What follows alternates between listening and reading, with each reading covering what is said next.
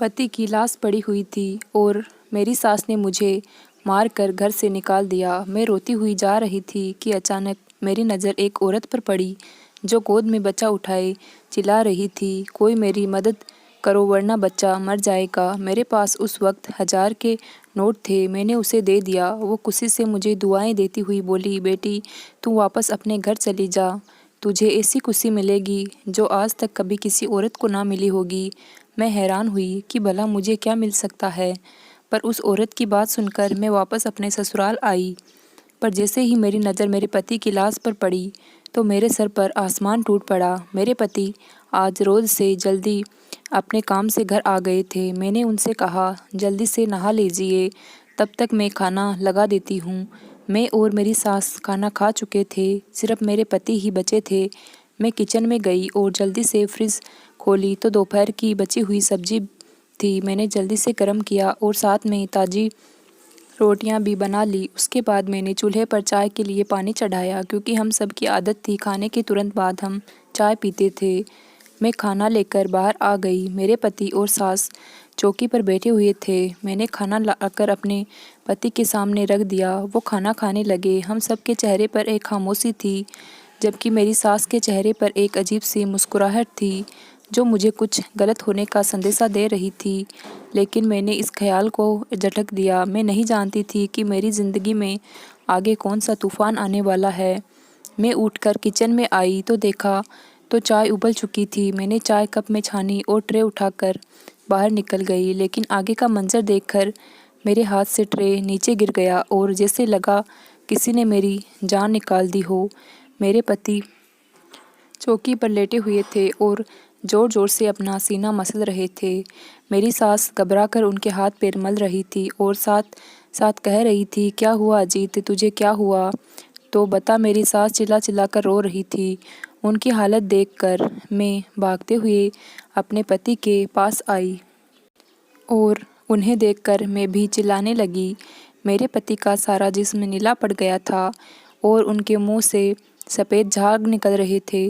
वो अपना गला पकड़कर बिन पानी मछली की तरह तड़प रहे थे। इससे पहले मैं कुछ समझती या किसी को मदद के लिए बुलाती कि अचानक मेरे पति का जिस्म सूखकर कांटा हो गया और उनके आंखों की पुतलियां भी बेजान हो गई। 2 मिनट में मेरी पूरी दुनिया ख़त्म हो चुकी थी। मेरे पति मुझे और अपनी माँ को अकेला छोड़कर इस दुनिया से जा चुके थे। मेरे सब कुछ मेरे पति ही थे। उनके इस तरह अचानक मौत ने मुझे दहला कर रख दिया। मैं बिल्कुल खाली हाथ रह गई थी। उनके अलावा मेरे आगे पीछे कोई नहीं था। हमारे घर का शोर सुनकर पड़ोसी और मोहल्ले वाले भी हमारे घर आ चुके थे और आगे का मंजर देखकर वो भी हैरान हो गए। अचानक मुझे अपने आसपास घुटन का एहसास हुआ और मेरी आंखों के सामने अंधेरा छा गया। मुझे अपने आसपास की सभी चीज़ें चकराती हुई महसूस हुई। मैंने दीवार का सहारा लेना चाहा, लेकिन मैं अपना सुध बुध खो बैठी थी और अगले ही पल में मैं अपने शरीर के सारे वजन के साथ ज़मीन पर गिर गई। मुझे होश आया तो मैंने खुद को अपने कमरे में पाया। मेरा सर अभी भी भारी था। मैंने इधर उधर देखा तो अगले ही पल में मेरे पति का बेजान वजूद मेरे नज़रों के सामने आया। मैं जल्दी से उठकर बाहर आई। सुबह हो चुकी थी। मैं पूरी रात बेहोश थी। मैंने देखा मेरे पति की लाश घर के बाहर पड़ी थी और मेरी सास उनके चारपाई से लगकर बैठी हुई थी। उनकी आंखों को देखकर लग रहा था वो पूरी रात रोई हो। जवान बेटे का गम जो था एक माँ करती भी तो क्या। फिर मैं जैसे ही अपने पति के लाश के पास पहुंची तो मोहल्ले की सारी औरतें मुझे देखकर एक दूसरे से कहने लगी, तो देख लो, हो गई महारानी की सुबह। कैसी बेशर्म औरत है, पति की लाश पड़ी है और यह अपनी नींदें पूरी कर रही है। अरे बेशर्म, कुछ तो शर्म कर। तेरी बूढ़ी सास कल शाम से ही चारपाई से लगकर बैठी है। पानी का एक घूंट भी इन्होंने नहीं पिया, फिर भी पानी का एक घूंट भी इन्होंने नहीं पिया, फिर भी इन्हें तेरा ही ख्याल रहा कि तुझे उठाया ना जाए, कहीं तेरी तबीयत ना खराब हो जाए। इस हाल में भी इन्हें तेरा ही ख्याल रहा और एक तुम हो जो पहले अपने पति को जान से मार डाला और फिर बेशर्मी से इस घर में रहकर अपनी नींदें भी पूरी कर रही है। अरे तुझे तो शर्म से डूबकर मर जाना चाहिए। ऐसे गुरूर से हमारे सामने खड़ी है। मैं हैरानगी से उनकी बातें सुन रही थी। वह कितनी सफाई से सारा इल्ज़ाम मुझ पर डाल रही थी। मैं इसी सोच में थी। फिर मैं अपने पति के पास जाने लगी। चारपाई तक पहुंची ही थी कि मुझे लगा जैसे मेरा बाल कोई खींच रहा हो। मैंने जैसे ही मुड़कर पीछे की तरफ देखा तो मेरी सास मेरा बाल मुट्ठी में पकड़ तरफ कर खींच रही थी। उन्होंने मुझे किसी अछूत की तरह खुद से दूर फेंका। मैं जाकर दरवाजे के पास गिरी। अपने आप को किसी तरह संभालते हुए मैं फिर से चारपाई के पास आने लगी। तभी मेरी सास मेरी तरफ आई और उन्होंने एक जोरदार थप्पड़ मेरे मुंह पर मारा। मेरा मुंह लाल हो गया, गाल सूज गया और होठ फट गए और खून बहने लगे। अभी मैं ठीक से संभल नहीं पाई थी कि उनकी बातों ने मेरे पैरों तले ज़मीन खींच ली। वो कह रही थी कि मेरी नज़रों के सामने से दूर हो जाओ। तुम मेरे बेटे की कातिल हो। तुमने मेरे बेटे को मार दिया, उसकी जान ले ली। जब से मेरे बेटे की ज़िंदगी में आई है उसकी ज़िंदगी नरक से बदतर बना कर रख दी है।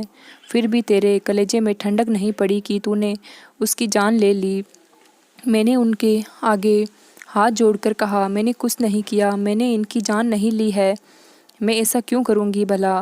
वह मेरे पति थे। आप मुझे उनके पास जाने से ना रोके, लेकिन मेरी सास पर मेरे किसी बात का असर ना हुआ। उन्होंने मुझे बाजू से पकड़ा और गेट के पास ले जाकर धक्के मार मुझे बाहर निकाल दिया। मेरे ऊपर विपत्ति का पहाड़ टूट पड़ा। एक तो पति से जुदाई और दूसरा घर से बेघर हो गई थी।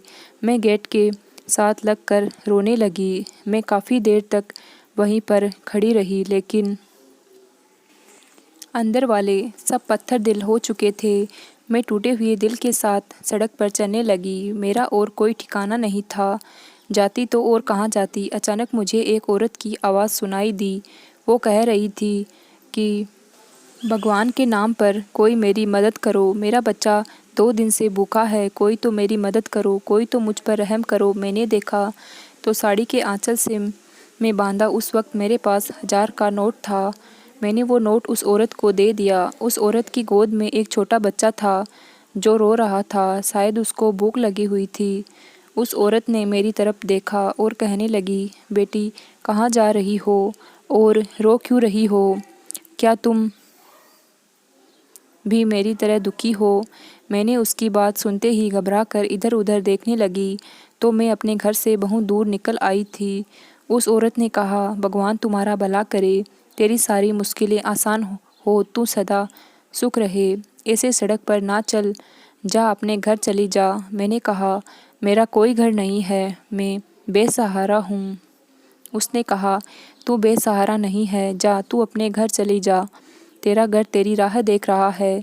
तेरे पास तो सब कुछ है, फिर क्यों सड़क की खाक छान रही है? तू तो मलिका है। जा अपना घर संभाल, अपने घर जा। वहाँ तुझे ऐसी खुशी मिलेगी कि तूने कभी सपने में भी नहीं सोचा होगा। मैं बड़ी हैरान हुई कि उस घर में तो मेरे जवान पति की मौत हो गई है। मेरी पूरी दुनिया लूट चुकी है। भला वहाँ मुझे कौन सी खुशी मिल सकती है? हालात के आगे मजबूर होकर मैं अपने घर की तरफ जाने लगी और सोचा, जाकर देखूंगी कौन सी खुशी मिलने वाली है। और खुशी नहीं भी मिली तो एक बार फिर से मैं अपनी सास के पैरों में गिर जाऊंगी। हो सकता है कि उनको मुझ पर रहम आ जाए और वो आखिरी बार मुझे अपने पति से मिलने दे। इतने में मैं घर के दरवाजे तक आ चुकी थी। मैंने देखा दरवाज़ा अंदर से बंद नहीं था। मैंने धड़कते दिल के साथ घर का दरवाज़ा खोला, पर दरवाज़ा खुलते ही सामने का मंजर देखकर मैं हैरत से दंग रह गई। मेरा पूरा शरीर कंपकपाने लगा। मेरा नाम रोशनी है। मैं एक छोटे से शहर में रहती हूँ। मेरे साथ मेरे पति और मेरी सास रहती है। अभी मेरी उम्र 32 साल है। यह बात उस वक्त की है जब मैं 21 साल की थी और शहर के सबसे अच्छे कॉलेज में पढ़ा करती थी। मुझे पढ़ाई में कुछ खास दिलचस्पी नहीं थी, लेकिन पापा की सख्ती की वजह से मजबूरी में पढ़ रही थी। मेरे पिता एक मशहूर बिजनेसमैन थे, लेकिन उनका रवैया हमारे प्रति शुरू से ही काफ़ी सख्त था। मैंने अपनी पूरी ज़िंदगी में उन्हें कभी मुस्कुराते हुए नहीं देखा था। वह हर वक्त गुस्से में रहते। ऐसा नहीं था कि इसकी कोई वजह थी, वो स्वभाव से ही ऐसे थे। मैं उनकी इकलौती बेटी थी, लेकिन फिर भी उन्होंने मुझसे कभी प्यार से बात नहीं की। वो मेरी हर छोटी से बड़ी ज़रूरतों का ख्याल करते, लेकिन मैं उनके गुस्से से परेशान थी।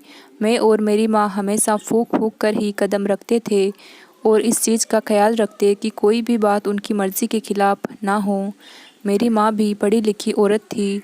मुझे मेरे पापा के रवैये ने अपने घर वालों से दूर कर दिया था। हद से ज़्यादा सख्ती भी इंसान को अपनों से दूर कर देती थी।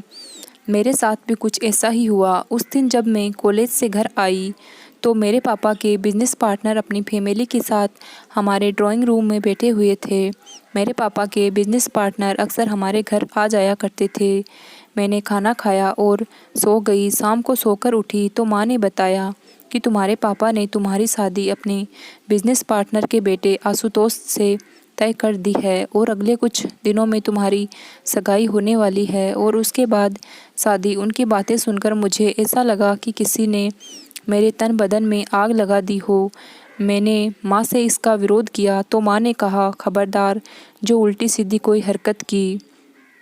अपने बाप के गुस्से से वाकिफ़ होना तुम, इसलिए कोई भी हंगामा करके अपने और मेरे लिए कोई मुश्किल ना बढ़ाना। मैं गुस्से से अपने कमरे में चली आई और अपना फ़ोन लेकर तुरंत अजीत को फ़ोन मिलाया। रो रो कर उसे कहने लगी कि पापा मेरी शादी ज़बरदस्ती अपने बिजनेस पार्टनर के बेटे से करवाना चाहते हैं। तुम जल्दी कुछ करो, क्योंकि मैं तुम्हारे अलावा किसी और से शादी नहीं कर सकती। अजीत ने कहा, तुम फिक्र मत करो, मैं जल्दी ही कुछ करता हूँ। मैं बहुत परेशान थी।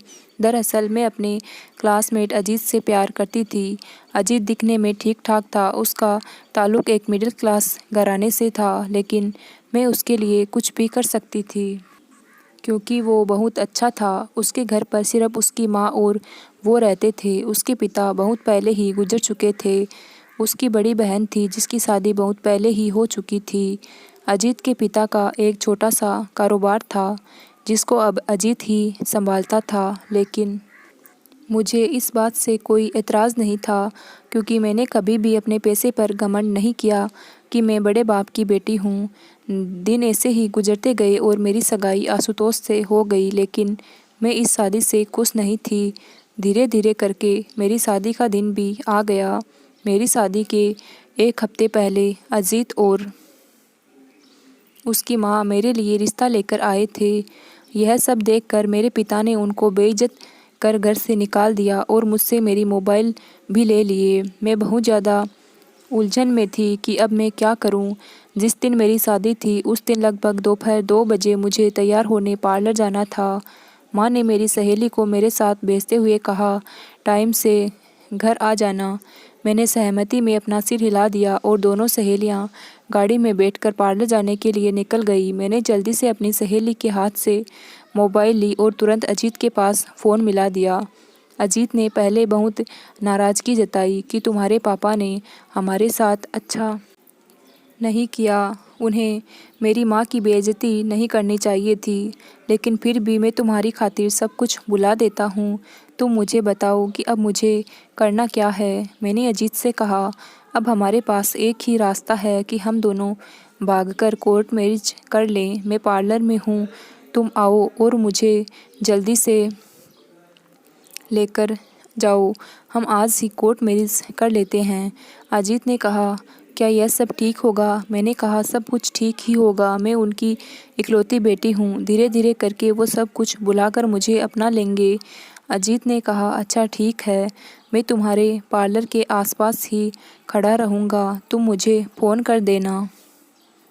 पार्लर के बाहर पहुंचते ही मैंने ड्राइवर को बहाने करके घर भेज दिया। उससे कहा, मेरे लहंगे का मैचिंग दुपट्टा घर पर ही छूट गया है, आप मुझे वह लाकर दे दीजिए, तब तक मैं तैयार होती हूँ। ड्राइवर के जाने के बाद मैंने तुरंत अजीत को फ़ोन मिलाया और उससे आने को कहा। वह अगले ही पल मेरे पास आ गया। मैंने अपने दोस्त को सब कुछ समझा दिया था और उसके बाद मैं अजीत के साथ चली गई।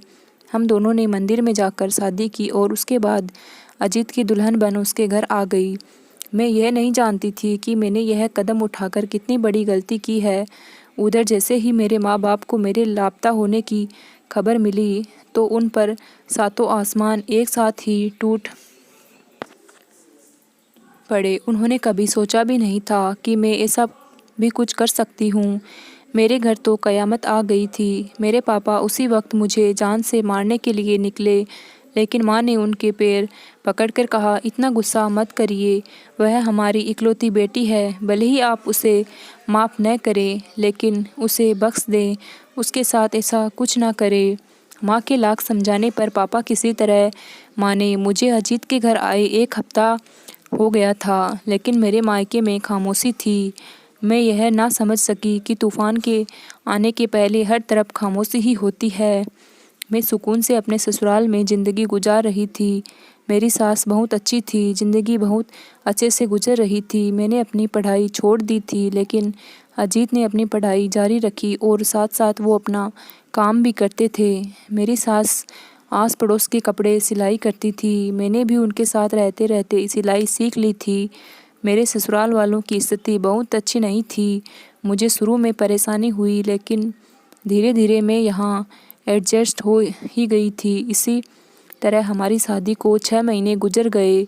मुझे महसूस हुआ कि मेरी सास का रवैया मेरे साथ कुछ अजीब सा होता जा रहा है। वो बार बार मुझसे कहती कि अब तुम्हें अपने माँ बाप से मिलने चले जाना चाहिए, क्योंकि तुम उनकी इकलौती बेटी हो।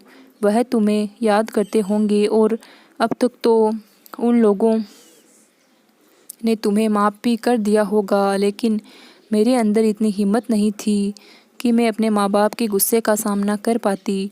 उनकी बातों पर मैं हर बार कोई ना कोई बहाना करके टाल देती। खैर, दिन गुजरते जा रहे थे। अजीत का रवैया भी मेरे प्रति कुछ अजीब सा होता जा रहा था। मैं उनसे उनके रवैये के बारे में पूछना चाहती थी, फिर सोचा हो सकता है काम का प्रेशर ज़्यादा हो इसलिए परेशान हो। उस दिन भी हर रोज़ की तरह अजीत नाश्ता करके अपने काम पर चले गए थे। पीछे से मैंने अपने सारे काम निपटाए और सुकून से बैठ गई, क्योंकि अब मेरे पति को घर रात को ही आना था। कुछ देर बाद मैंने दोपहर का खाना बनाया और फिर मैंने और मेरी सास ने खाना खाया। खाना खाने के बाद मैं अपने कमरे में जाकर आराम करने लगी। तभी मेरे कानों में मेरे पति की मोटरसाइकिल की आवाज़ सुनाई दी। मुझे बड़ी हैरत हुई कि वो आज इतनी जल्दी कैसे आ गए। मैंने जाकर देखा तो मेरी सास बाहर आकर बैठी थी। उन्होंने अजीत से घर जल्दी आने की वजह पूछी तो अजीत ने कहा आज कॉलेज की भी छुट्टी थी और दफ्तर में भी कुछ खास काम नहीं था, इसलिए जल्दी आ गया। मैंने अपने पति को खाना निकाल कर दिया और उसके बाद किचन में चाय लेने गई तो देखा मेरे पति अजीत मर चुके थे। मैं ये मंजर ना देख पाई और बेहोश हो गई। जब मुझे होश आया तो सुबह हो चुकी थी। मैं अपने मरे हुए पति के पास जाना चाहती थी तो मेरी सास ने मुझे यह कहकर उनके पास न जाने दिया कि तुम कातिल हो, और यही कहकर उन्होंने मुझे घर से बाहर निकाल दिया। मैं रोते हुए सड़क पर चलती जा रही थी, तभी मेरे कानों में एक औरत की आवाज़ आई। उसे मदद की ज़रूरत थी। मैंने उसकी मदद की तो उसने मुझे दुआएं देते हुए घर जाने को कहा और साथ में यह भी कहा कि घर जाने के बाद तुझे ऐसी खुशी मिलेगी जो आज तक किसी औरत को ना मिली होगी। उसकी बातें सुनकर मजबूरन मैं घर पहुंची और जैसे ही दरवाज़ा खोला तो सामने का मंजर देख मेरे होश उड़ गए। दरवाज़ा खोलते ही मेरे ऊपर फूलों की बारिश होने लगी। गुलाब की ताज़ा पत्तियां मेरे ऊपर गिरते जा रही थी। मैंने नज़र उठाकर देखा तो मेरे पति की लाश गायब थी और साथ ही साथ सारे लोग भी गायब थे। घर को फूलों की मदद से सजाया गया था। फूलों से दरवाजे से लेकर अंदर पहुंचने का एक रास्ता बनाया गया। यह सब देखकर मैं बड़ी हैरान हुई कि यह क्या है।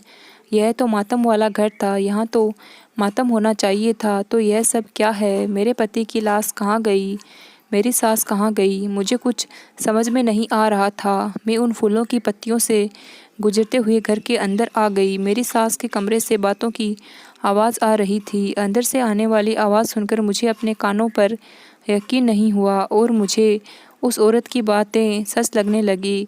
उसने सच ही कहा था। मैं बेसहारा नहीं बल्कि भोली और कम अक्ल हूँ। मेरी नाक के नीचे इतनी घिनौनी साजिश रचाई गई, लेकिन मैं बेखबर रही। कैसे मोहब्बत की आड़ में मेरे साथ इतना गंदा खेल खेला गया। मुझे बेतहासा खुद की कम अक्ली पर गुस्सा आया। मैंने कैसे एक शख्स को इतना मौका दे दिया कि वह आकर मेरी ज़िंदगी से खेल गया। मेरी सास मेरे पति से कह रही थी कि सारी तैयारी हो गई है, तुम जाओ और उसे कहीं से भी ढूंढ कर लाओ। मेरे पति ने कहा, मैं तो उसकी नज़र में मर चुका हूँ, वो कैसे आएगी मेरे साथ। फिर मेरी सास ने कहा, वो बहुत भोली है, तुम उसके सामने कोई बहाना कर देना, कह देना कि मैं बेहोश हो गया था तो लोगों ने मुझे मुर्दा समझ लिया, तो इसमें मैं क्या कर सकता हूँ। कुछ भी करके किसी भी कीमत पर उसे वापस लेकर आओ। तुम जानते हो ना कि जिस मकसद के लिए तुमने उससे शादी की है वह अब जाकर पूरा हुआ है। अब उसे ऐसे तो नहीं जाने दे सकते ना। कितना इंतज़ार किया था मैंने इस दिन का। मैं कितनी खुश हुई थी जब तूने मुझे आकर बताया कि तुमने एक बहुत अमीर लड़की को अपने जाल में फंसा लिया है। लेकिन मुझे क्या पता था कि उसका खड़ूस बाप इतना सख्त होगा। जब तुम दोनों भागे तो मैं यही समझी कि वह अपनी इकलौती औलाद को माफ़ कर देगा, लेकिन नहीं, उस बूढ़े ने तो सारा प्लान ही चौपट कर दिया। और इसको देखो लैला कहीं कि तुम्हारे से मैंने तो तुम्हारी मौत का ड्रामा इसलिए रचाया था कि उस पर इल्ज़ाम लगाकर उसे घर से निकाल दूंगी, क्योंकि उसके मायके से तो एक फूटी कौड़ी भी नहीं मिलनी थी। हम कब तक उसके मुफ्त में रोटियां खिलाते रहते। इसलिए मैंने जानबूझकर तेरे खाने में बेहोशी की दवा मिलाई और स्प्रे से झाग भी लगा दी। और खून का क्या, जरा सा कट लगा और तेरे नाक और मुँह खून से भर गए। मैं हैरत से खड़ी उनकी बातें सुन रही थी। अभी और क्या सुनना बाकी था। अगली बात सुनकर तो यह लगा जैसे कयामत तो अब आई। पहले तो बस छोटे मोटे झटके थे। मेरी सास की अगली बात ने मेरे जिस्म से जान निकाल दी। मैं बेतहासा फर्श पर गिर पड़ी। मेरे पति और सास ने कुछ गिरने की आवाज़ सुनकर दरवाजे की तरफ देखा तो उनके चेहरे पर खौफ के साए मंडराने लगे। उन्होंने मुझे उठाकर बिस्तर पर लेटाया और जब मुझे होश आया तो मेरा पति अजीत कमरे में बेचैनी से टहल रहा था। मैं तुरंत उठी और कहा, मुझे अपने माँ बाप के घर जाना है। मैं उनकी कोई भी बात सुने बगैर बाहर की तरफ बढ़ गई और अपने मम्मी पापा के घर जाने लगी। वहाँ पर पहुँची तो पता चला कि मेरे पापा एक हफ्ते पहले ही इस दुनिया से चल बसे और अपनी पूरी प्रॉपर्टी मेरे नाम पर कर गए। मेरी माँ मुझे देखती ही मेरे ही गले लगकर रोने लगी। यही हाल मेरा भी था। दरअसल अजीत ने मुझसे दौलत की लालच में आकर शादी की थी। पहले तो सब ठीक रहा, लेकिन जब उन्हें पता चला कि मेरे पापा गुस्से में मुझे फूटी कौड़ी नहीं देने वाले तो उनका दिल मेरी तरफ से खट्टा हो गया। दोनों माँ बेटे मुझे निकालने की वजह ढूंढने लगे और जब उन्हें कोई वजह ना मिली तो अपने मरने का ड्रामा ही रचा बैठे और मेरे ऊपर इल्ज़ाम लगाकर मुझे घर से बाहर कर दिए। पर मेरे घर से जाते ही उन्होंने किसी से खबर सुनी कि मेरे पापा मर गए और अपनी पूरी प्रॉपर्टी मेरे नाम कर गए। तो यह खबर सुनते ही मेरा पति उठकर बैठ गया। मोहल्ले वाले कुछ तो डर गए और कुछ ने वजह जानने की कोशिश की तो उन्हें एहसास महसूस कर आया कि उसे तो कुछ याद ही नहीं। सबने यही समझा कि हमारी ही गलती है। हमने बेहोशी को मौत समझ लिया। एक एक करके सारे लोग वहाँ से चले गए। मेरी सास और मेरे पति प्रॉपर्टी की लालच में अब मुझे वापस लाना चाहते थे ताकि मेरी पूरी प्रॉपर्टी अपने नाम करवा सकें, और इसलिए उन्होंने मुझे खुश करने के लिए मेरे स्वागत का पूरा इंतज़ाम किया। लेकिन मैंने भी फैसला कर लिया था कि मैं उन्हें कभी माफ़ नहीं करूँगी। शाम होते ही मेरे पति और मेरी सास मेरे घर आए और मुझसे माफ़ी मांगने लगे, लेकिन मुझ पर उनकी किसी भी बात का कोई असर नहीं हुआ। वह मायूस लौट गए। कुछ दिन बाद मुझे पता चला कि मेरी सास को उनके किए की सज़ा मिल गई और उनके पूरे शरीर में फालिस मार दिया। अजीत की भी हालत बहुत ख़राब थी। उनकी हालत देखकर मेरा दिल खून के आंसू रोता था। चाहे उसने मेरे साथ जो भी किया हो, लेकिन वो मेरी मोहब्बत था, इसलिए ना चाहते हुए भी मैंने उसे माफ़ कर दिया। मेरी और मेरे पति दोनों बहुत बदल गए। उनकी ज़िंदगी से दौलत की हवस ख़त्म हो चुकी है। 2 साल बाद भगवान ने मुझे एक खूबसूरत बेटा दिया और मैं हंसी खुशी अपनी ज़िंदगी जी रही हूँ। दौलत की लालच इंसान को अंधा कर देती है। वो संभल तो जाता है, मगर ठोकर लगने के बाद। इसी प्रकार की और कहानियाँ देखने के लिए मेरे चैनल को लाइक, शेयर एंड सब्सक्राइब ज़रूर करें। धन्यवाद।